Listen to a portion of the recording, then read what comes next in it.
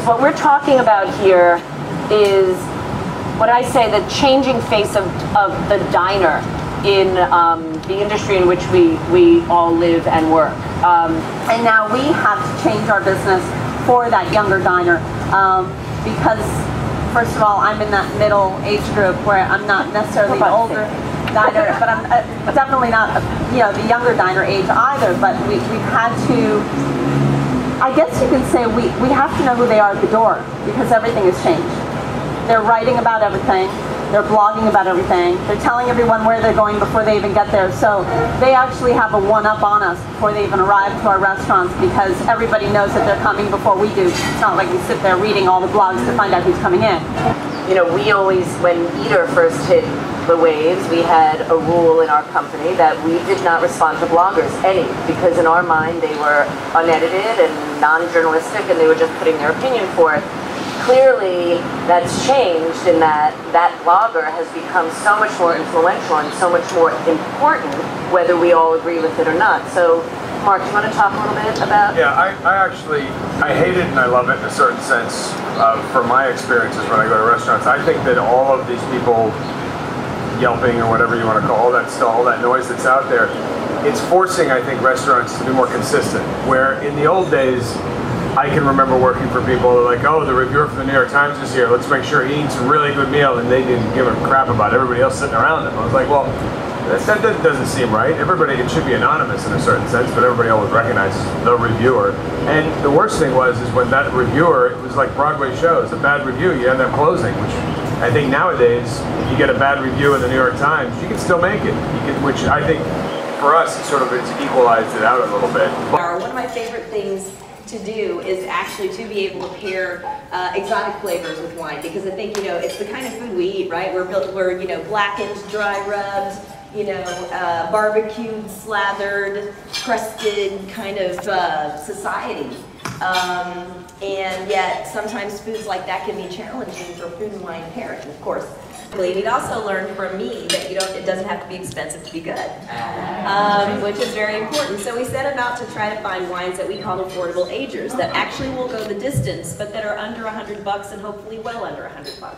And this Cervaro is like that, and in fact it actually is better with age.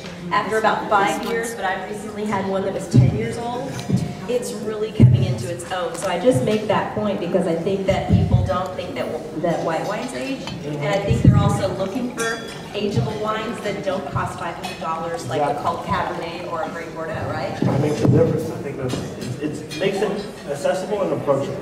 That's right. And that in return will increase the palate, increase the experience. Yeah, and you're not going to want to have a situation where you're not going to open the wine, right? It's like what's the movie? Intimidated. The where you say it's too expensive to open.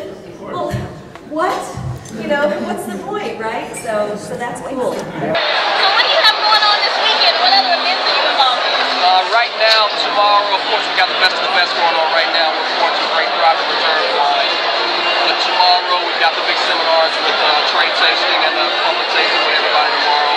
And we're also doing a retrospective library tasting of Behringer's private reserve wines. We've got our winemaker here, the economist Lori Lowe. She's been with Behringer over 20 years, been the head winemaker for 20 years.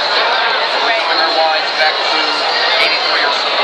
And thankfully, that seminar actually sold out faster than any of the other seminars. So we're stoked about that. And then we've also got a Taste Like a Master Sommelier seminar that our Master Sommelier with our company, Brian Colger, is doing. So it's going to be a great thing. I'll be there, we'll all be there, and it'll be a great tasting. That is awesome. There have been so many great wines this weekend, so many great wines at this particular event, so much going on, so much education. Again, a great weekend, a great event. Anything else you want to say to our readers of Urban Swank?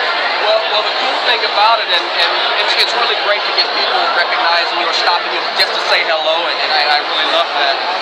But we've also got our film, our documentary about becoming a master sommelier. That's going to be coming out very, very soon. So please stay tuned for that. Right now, we're trying to make it through the final process of Tribeca, and hopefully we'll show it in a couple months, in about 6 weeks after going through the wine. But the name of the movie is called SoMM. S-O-M-M. It's like sommelier. But basically followed us around 6 countries, 2 years, on what it takes to become a master sommelier. So it's really cool. Thankfully, it's the buzz right now. That's an amazing, amazing project. 2 years of following 4 great gentlemen on their quest and their experience around wine. Check it out. Again, the movie is SoMM. Trying to get to that number 4 spot or higher. Tribeca. All right, look out for him. Congratulations. Thank you for speaking with us today. Signing out, Urban Girl, Urban Swank Food and Wine Festival